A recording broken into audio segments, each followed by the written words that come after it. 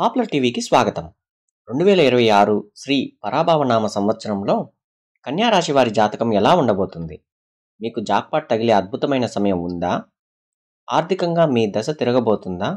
తెలుసుకోవాలంటే ఈ వీడియో చివరి వరకు చూడండి. శ్రీ పరాభవనామ సంవత్సరంలో కన్యా రాశి వారికి గ్రహాలు చూపించిన ముఖ్యమైన లెక్కలు ఇవి. ఆదాయం 8, వ్యయం 11. మీరు గమనిస్తే ఆదాయం 8 ఉంటే వ్యయం 11 ఉంది. అంటే కన్యా రాశి వారు ఈ సంవత్సరంలో ఖర్చుల విషయంలో చాలా జాగ్రత్తగా ఉండాలి. ఆదాయం వస్తున్నప్పటికీ ఖర్చులు మాత్రం ఆపకుండా పెరుగుతున్నాయి. పాత అప్పులు తీర్చడం, ముఖ్యమైన శుభకార్యాలు లేదా ఆరోగ్య సమస్యల కోసం ఖర్చు ఎక్కువయ్యే అవకాశం ఉంది.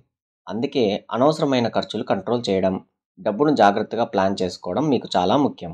ఇక మీ హోదా, గౌరవం లెక్కలు చూస్తే రాజ్యపూజ్యం 3, అవమానం 3. రాజ్యపూజ్యం, అవమానం 2 సమానంగా ఉండడం వల్ల ఒకవైపు మీకు గౌరవం దక్కుతుంది, మీ పనిని గుర్తింపు వస్తుంది. కానీ మరోవైపు చిన్న చిన్న విషయాల్లో నిరాశ, ఎదురు దెబ్బలు లేదా మాట పడాల్సి రావడం కూడా జరుగుతాయి. అందుకే ఎవరితోనూ గొడవలకు దిగకుండా ప్రశాంతంగా ఓపికగా ఉండటం చాలా అవసరం. 3 ముఖ్యమైన ఘట్టాలు. కానీ కంగారు పడకండి, ఈ సంవత్సరం మొత్తం మీకు ఒకేలా ఉండదు. ఈ సంవత్సరాన్ని మనం 3 అద్భుతమైన దశలుగా విభజించవచ్చు. మొదటి దశ నెమ్మదిగా ఎదుగుదల. జనవరి నుండి జూన్ 2 వరకు. ఈ సమయంలో గురువు కర్మస్థానంలో ఉంటాడు. దీనివల్ల ఉద్యోగంలో ఆదాయం స్థిరంగా ఉంటుంది, పెరుగుదల ఉంటుంది, కొత్త అవకాశాలు కూడా లభిస్తాయి. ఉద్యోగం కోసం ప్రయత్నించే వారికి ఈ సమయం అనుకూలంగా ఉంటుంది. జాగ్రత్త, 7వ ఇంట్లో శని ఉండడం వల్ల భాగస్వామ్య వ్యాపారాల్లో మాత్రం చాలా జాగ్రత్తలు తీసుకోవాలి. రెండవ దశ గోల్డెన్ పీరియడ్, జూన్ 2 నుండి అక్టోబర్ 31 వరకు. కన్యా రాశి వారికి ఇది అత్యంత అనుకూలమైన గోల్డెన్ పీరియడ్ అని చెప్పవచ్చు. ఎందుకంటే గురువు మీ లాభస్థానంలోకి 11వ ఇల్లు వెళ్తాడు. ధనవర్షం, ఆర్థికంగా అనుకూలంగా ఉంటుంది. ఆదాయం అనేక మార్గాల ద్వారా వస్తుంది. ఆర్థిక స్థితి బలపడుతుంది. పదోన్నతి మరియు జీతం. ఉద్యోగంలో పదోన్నతి, జీతం పెరుగుదలకు అవకాశాలు చాలా బలంగా ఉన్నాయి. విజయం, రాహు 6వ ఇంట్లో ఉండటం వల్ల శత్రువులపైన పోటీ పరీక్షల్లోనూ విజయం సాధిస్తారు. రుణాలు, మీరు ఇల్లు లేదా కారు లోన్ కోసం చూస్తుంటే రాహు అనుకూలంగా ఉన్నాడు కాబట్టి లోన్లు పొందే అవకాశం బలంగా ఉంటాయి. ఆరోగ్యం మెరుగుపడుతుంది. దీర్ఘకాలిక సమస్యలు తగ్గే అవకాశం ఉంది.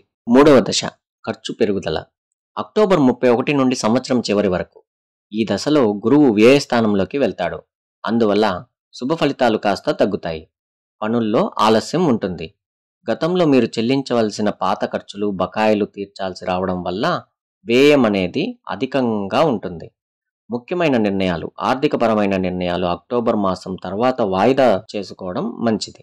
7వ ఇంట్లో శని ఉండటం వల్ల వివాహ జీవితంపై కొంచెం ఒత్తిడి ఎక్కువగానే ఉంటుంది. పెళ్లి ఆలస్యం, వివాహం కాని వారికి పెళ్లి యోగం ఉన్నప్పటికీ వివాహం నిశ్చయం అయ్యే విషయంలో మాత్రం ఆలస్యాలు ఎక్కువగా ఉంటాయి. ఓపిక, సహనంతో ఉండాలి. దాంపత్యం, వివాహం అయిన వారికి జీవిత భాగస్వామితో చిన్న చిన్న అపార్థాలు రావచ్చు. ఒత్తిడి పెరుగుతుంది. అందుకే వివాహ జీవితంలో క్రమశిక్షణ, బాధ్యత పెంచమని శని కోరుతుంటాడు. సులభమైన పరిహారాలు. మరి ఇంత మంచి చెడు కలిసిన సంవత్సరంలో కన్యా రాశి వారు కష్టాలు తగ్గించుకోవాలంటే ఏం చేయాలి? మీ రాశాధిపతి అయిన బుధుడిని ప్రసన్నం చేసుకోండి. ప్రతిరోజు ఓం బుధాయ నమః అనే మంత్రాన్ని జపించండి. సప్తమ శని జరుగుతుంది కాబట్టి ప్రతి శనివారం శనిదేవుడి ఆలయంలో లేదా శివాలయంలో నువ్వుల నూనెతో దీపం వెలిగించండి. హనుమాన్ చాలీసా పఠించడం కూడా మంచిది. వీలైతే విష్ణు సహస్రనామం చదవడం లేదా వినడం వల్ల వివాహ జీవితంలో కష్టాలు తగ్గుతాయి. ఈ జాతక ఫలాలు మీకు నచ్చినట్లయితే తప్పకుండా ఈ వీడియోను లైక్ చేయండి. మీ కన్యా రాశి స్నేహితులకు షేర్ చేయండి. ఇలాంటి ఇంట్రెస్టింగ్ అప్డేట్స్ కోసం మన పాపులర్ టీవీ ఛానల్ని సబ్స్క్రైబ్ చేసుకోండి. మరో మంచి వీడియోతో మళ్ళీ కలుద్దాం. అంతవరకు సెలవు. నమస్కారం.